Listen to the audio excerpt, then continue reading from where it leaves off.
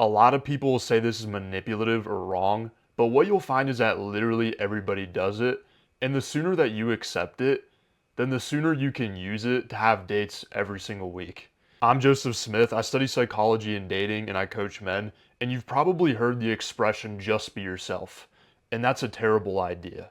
Well, actually, it has some truth to it, but it's really level one advice. Let me explain. All right, so when it comes to dating, men are at different levels. And level one is socially insecure, and that's about 80% of the population. And so there's three modes of communication that men fluctuate between when they are at this level. Okay, mode number one is overcompensating. This is somebody who takes steroids. This is somebody who tries to buy love with money or wants to appear like they're a Navy SEAL and they're a security guard at QT. This is someone who's purposely inexpressive because they think they're being nonchalant and cool. And so this turns people off, this overcompensating, because they can sense that you're seeking validation hard, that really you're trying to be something that you're not. And people have a good sensor on this stuff. It's very easy to pick up on. Now, mode number two is conforming. Just be a clone frat boy and blend in, conform to the group.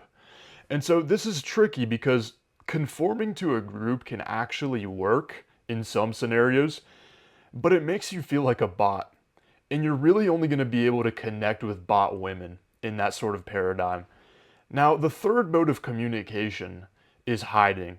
So this is when you bottle it up, you stay quiet, you hide, you don't go to social functions, you don't introduce yourself to women.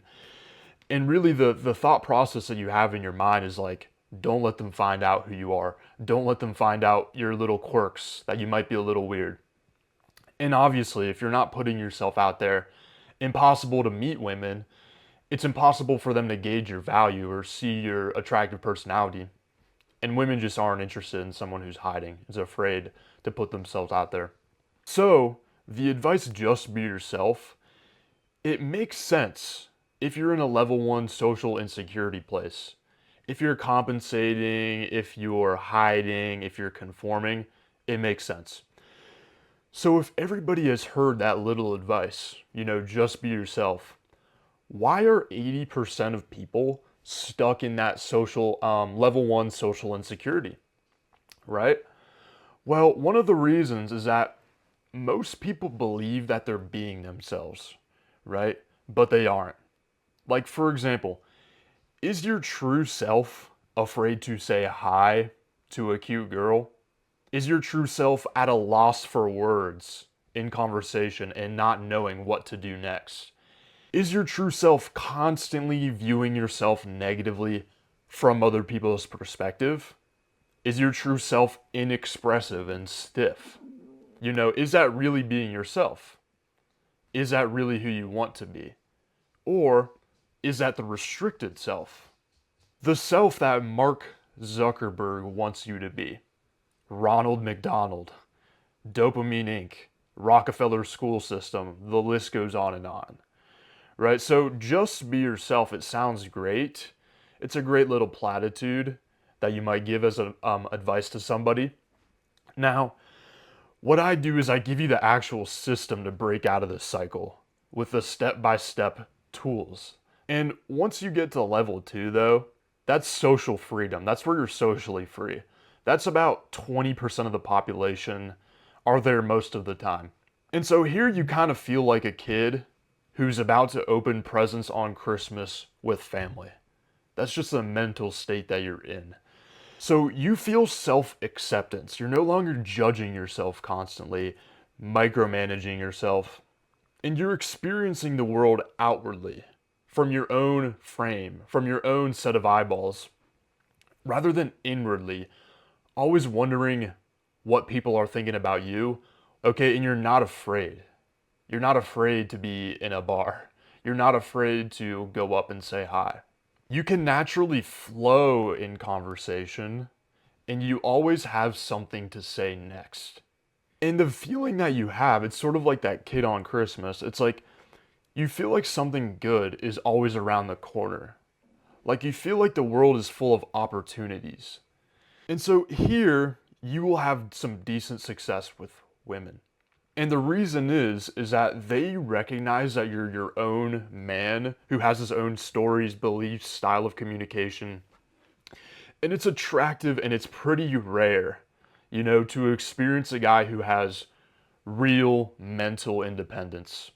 Also because you're able to hold a relaxed conversation, right? You're able to talk to a girl for prolonged periods of time and be chill. You're able to hold eye contact with the girl, which is huge.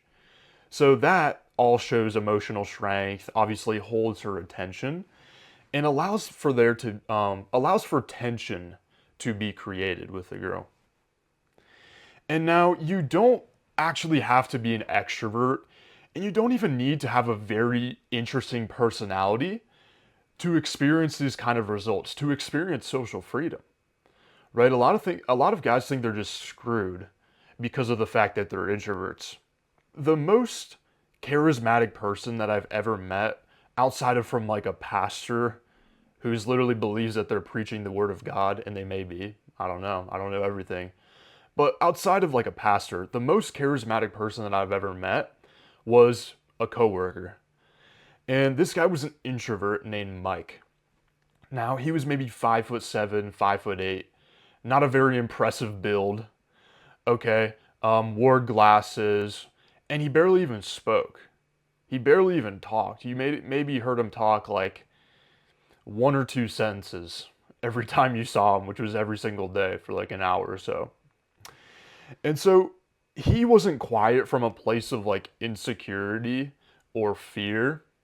It really was from a place of chillness. Like he was genuinely an introvert, a chill guy, and acceptance, like self acceptance. When he walked into the room, it was almost like he projected this like quiet air of authority around him. And he had like this mysterious vibe. Like you felt like he could have just been on some sort of adventure, some sort of spy mission over the weekend. And he always had girlfriends.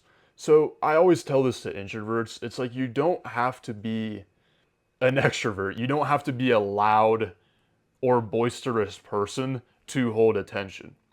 And so now there is an incompleteness when you reach the social freedom level. Because once you're socially free, then you fully accept yourself, you're able to express yourself and hold conversation, and you'll have decent success with a lot of women, but a large chunk of these women won't be viewing you as a lover.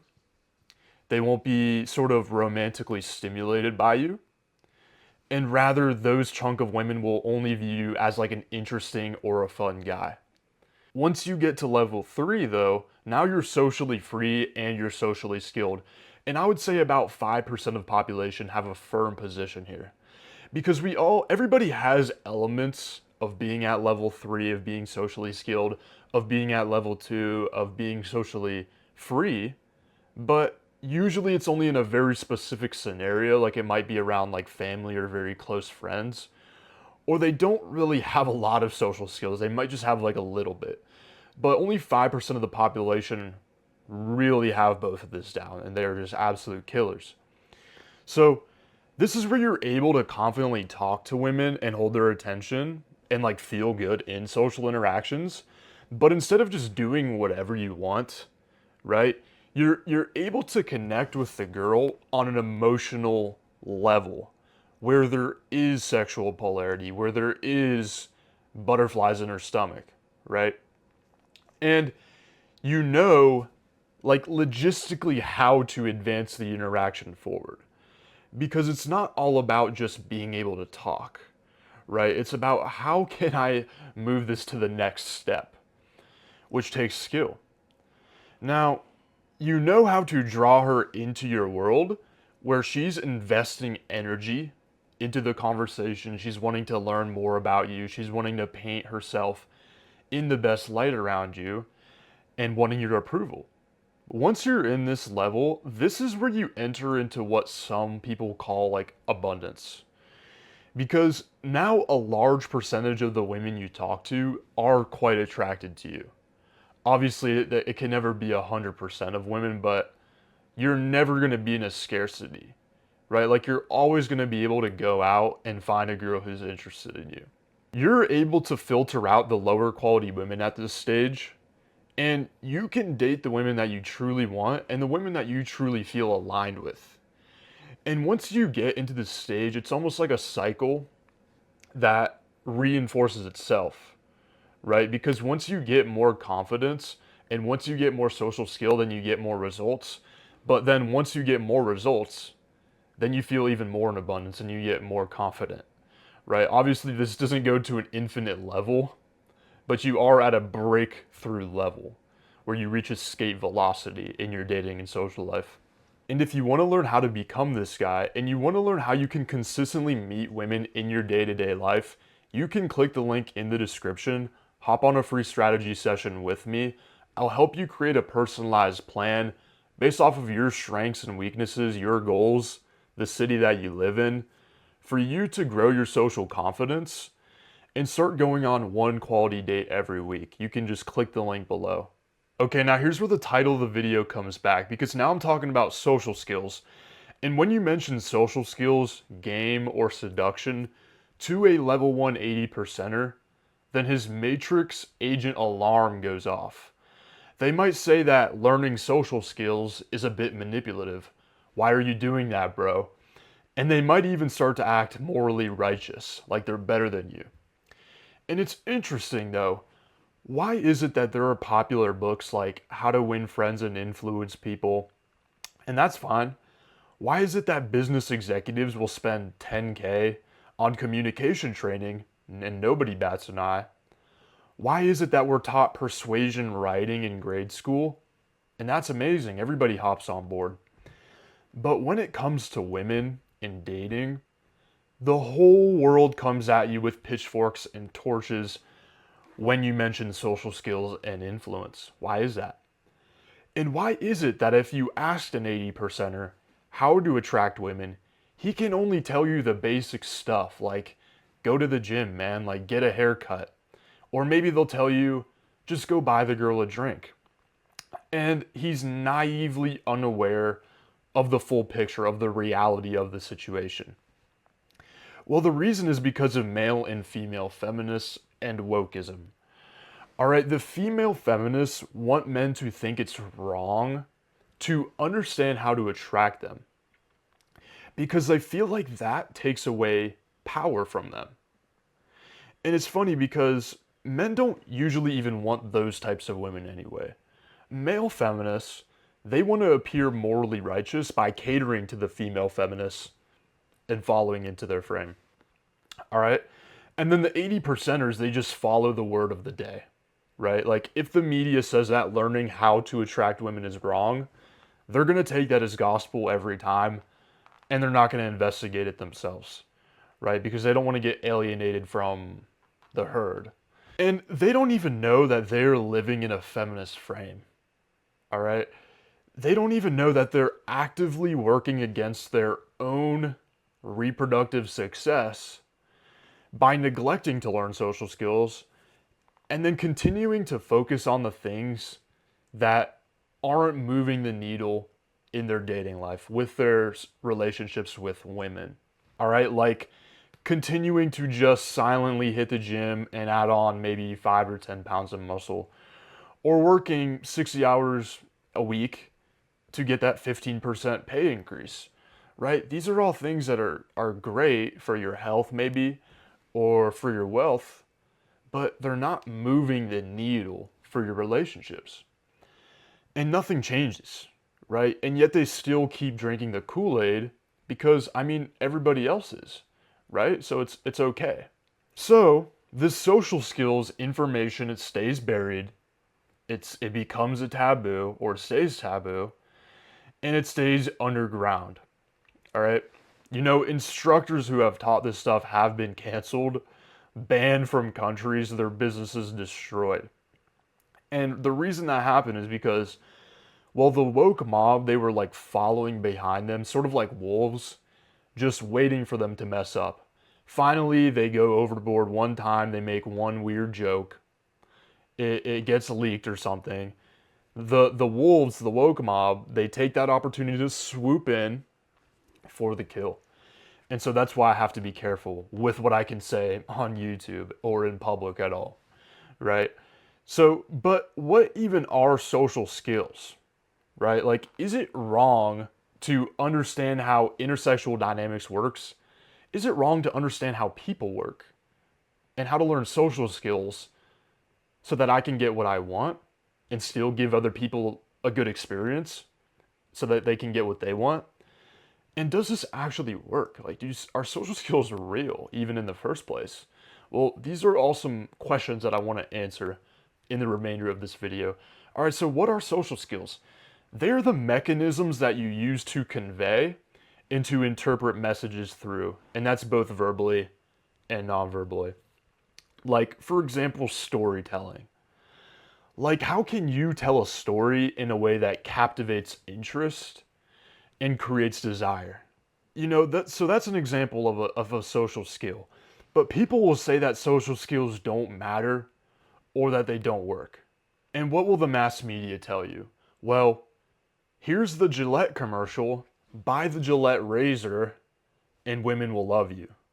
Buy the Johnny Depp cologne so that you can be a rock star. Go into debt and buy the Mercedes, and then you'll deserve a woman who loves you. Buy the $20,000 diamond ring because, hey, a diamond is forever, right? And by the way, that's literally a marketing campaign launched by, guess what? A diamond corporation that mines diamonds in South Africa in 1948. Buy the tight spandex from Gymshark that's $100 but costs $2 for a Chinese kid to sew together. Inject the steroids, right? Take a decade or two off of your life so that you can have a relationship with a woman. Drink the beer, smoke the Marlboro cigarette. Hey, it makes you manly. Says so on this ad right here. Now, the thing is, if these things actually solved the problem of relationships and attracting women, like they market it towards men, then these companies' recurring revenue would be gone. Okay, it's sort of like the pharmaceutical industry. These things like treat the symptoms, but not the cause. Or they might just be like 2 or 3% of the picture, but they're not the real 80/20, right? It's not the real thing that has like 80% of the results. Now, do social skills work? And as far as by work, you mean, will it get women attracted to you, invested in you? Will it allow you to have quality relationships? Well, I've scientifically tested this over and over again. So, for example, I just worked with a guy who hadn't seen a girl in 2 years, right? And in under, I think it was 6 to 8 weeks, he was seeing two different women. All right. And one of these women he met in a bar. And the next day, the girl had broken her phone. I think it got some water damage. So she wasn't able to contact my client. But the night before, she had figured out where he worked, or she had found out where he worked. So she drove to his work. He wasn't there. So she wrote a note, gave it to the coworker to give to him so that she can get into contact with him and see him again. Right? So that's desire. Women aren't generally doing stuff like that in today's age, right? It sounds like some 1930s kind of stuff. And so what changed in that 8-week period? What happened that enabled that sort of situation to happen? Okay, well, my client didn't grow smarter in that 6 to 8 week period. He didn't grow taller. We didn't even change anything about his clothes. It stayed the same. He didn't get richer. All that changed was I help him, become socially free. And then I help him learn social skills. I taught him the social skills. So if all attraction goes back to survival and reproductive value, how are social skills and social freedom related to that? Right? And so reason number one is that it creates status.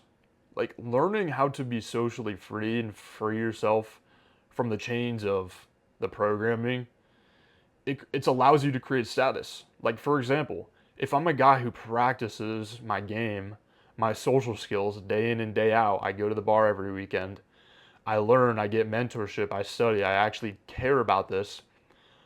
Well, now I'm going to be very good at this, right? And I'm literally going to have status within the bar from just having experience in the bar, right? And having status in the bar is a good thing.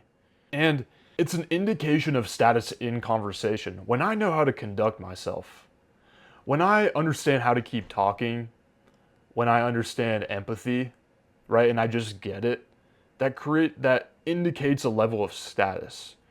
Also, social skills allow you to communicate the value that you have. Like, for example, if you had $1 million invention, if you didn't market it, if you didn't know how to market it to people, it would be worthless, right? You could be Michael Jackson, but if you never got discovered, you wouldn't be famous. Like, it would be worthless. So, another reason is that it allows you to not mess up your value. Like, a lot of the guys that I work with are, pretty well off. A lot of the guys that I work with are pretty jacked in the gym. They have good habits. A lot of them are pretty intelligent too, right? But they're doing a lot of things that are messing up their value and they don't understand a lot of things. All right. So when you understand social skills, you stop being needy, you stop entering interview mode or running out of things to say, and you're able to read her attraction and comfort levels so you don't push too hard and you also know when to persist. And so is learning how to do this stuff wrong? Well, is it wrong for girls to wear makeup? Some would argue yes, but that's like adding a fake thing on top of your body. I don't know. Is it wrong for me to take showers so I'm not dirty and smell bad? Because naturally I would just be dirty and smell bad. Is it manipulative that I'm making myself clean? Is it manipulative that I'm brushing my teeth? Well, no, it's obviously not wrong. It's becoming the most attractive version of yourself, right? It would be wrong maybe if you were lying about your life to a girl or hurting the girl emotionally or physically, right? Or something like that, but you're not doing that.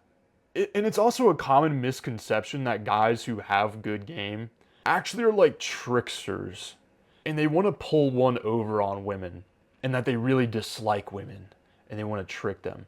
All right, when in reality, the guys who get the most girls love women the most. Think about it. The guy who's studying and is practicing and getting mentorship for this stuff, they are the guys who want to succeed with women the most. They are the guys who don't want to be watching inappropriate websites and they want actual contact with women. They're the guys that are hanging out with women the most, spending the most time with women, right? So it's completely wrong. And the other thing is that, oh, but I can't learn it. That's just not for me. I can't learn how to attract women. I personally wanted to learn this stuff, but I thought that I was just not good enough. I thought that it just wasn't for me because of my level of social anxiety that I had at the time, because of maybe some childhood trauma that I had, maybe the fact that I didn't have braces and my teeth aren't perfectly straight. I had all of these basically limiting beliefs that made me say, you know what, that guy can do it, but I can't. And the thing is though, I didn't really believe in myself, but what other option did I have? Right? Because I wasn't just going to give up and fold the cards, right? Like I imagined living a life where I continued to have no romantic relationships, where I would just go around in public and I would see guys who seemed to be average looking, who seemed to be even less than average looking, having attractive girlfriends. I didn't want that to be the reality of my life. I didn't want to have no confidence. That just sounded terrible. And so that was the pain that motivated me to take action regardless. One day, I go to this, beautiful river, and I wasn't even going there to meet women particularly. I was just going there to go outside and enjoy nature. And I see this blonde girl who's like sitting on a bench and she's reading a book. She looks pretty cute. And now I'm in the mode where I'm like, all right, now I have to approach women. I have to do this. But this was my beginning stage. So for like 30 seconds, I'm standing there and I'm hesitating. I'm thinking of all the things that could go wrong in my mind. What if she rejects me? Oh no. What if she insults me, even? So I stand there for 30 seconds, but finally, I look around. There's nobody around. There's nobody even at this park. It's like basically me and the girl. So, like, what's the worst thing that could possibly happen? I work up the courage and I finally walk over and I say hi. I don't think my opener was that great. I think it was just something about like, hey, what is that book that you're reading? It's pretty basic stuff, but got into the conversation. We started talking. I could tell that I was like blushing. Like I could feel that my cheeks and my ears were red. And I was basically clamming up and I was stuttering. It was bad. And I knew these things were happening.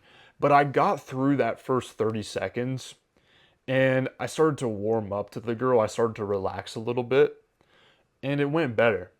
All right, it got to the point where eventually she just told me to sit down next to her. And from there, I was like, all right, it's on. I mean, she told me to sit down next to her. And from there, I was really able to open up. Now, there was definitely some chemistry there. And I asked for her number and I got it. And I was pretty thrilled about that, to be honest. Now, the thing was, I still had these self sabotaging limiting beliefs. And I started to think to myself, well, maybe this girl just gave me her number because it was a courtesy number, because it would have been more awkward to not give me her number, because she felt bad even. So those are the things that were in my mind, and I didn't even want to text her. So I ended up not texting her for like 2 or 3 days, and then finally she texted me. She was like, "Hey, I was hoping you were gonna text me," and I was like, "Oh, okay." And so start texting her. We set up a date, go on the date. Now, I didn't end up dating that girl for very long now.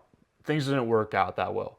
But when I had that experience, it gave me the belief that it was possible. And that all of the things that they told me, all of the things like, oh, you can only meet women on dating apps, that's just how it's done now, are wrong. Or you have to have this or you have to have that. It's all wrong. And so from there, I started going really hard and I saw some pretty decent success. Now, if you're a guy who already has a couple things going for him, like you already check a lot of the boxes, but you feel like there's a missing piece that's preventing you from being able to meet women, or you're getting into conversations with women, but you can tell you're not really stimulating their emotions, and not enough of these conversations are leading to dates, then the missing pieces are social freedom and social skills. And now you can decide to just do this alone and continue to go that route, or you can take the personalized system and the mentorship that I give you, and you can start getting numbers and dates within 2 weeks. Now, if that sounds like it would help you reach your goals faster, click the link in the description, and then you can hop on a free strategy session with me, and we'll see if what I have will work for you. But that's all I have for the video today, guys. I'll see you.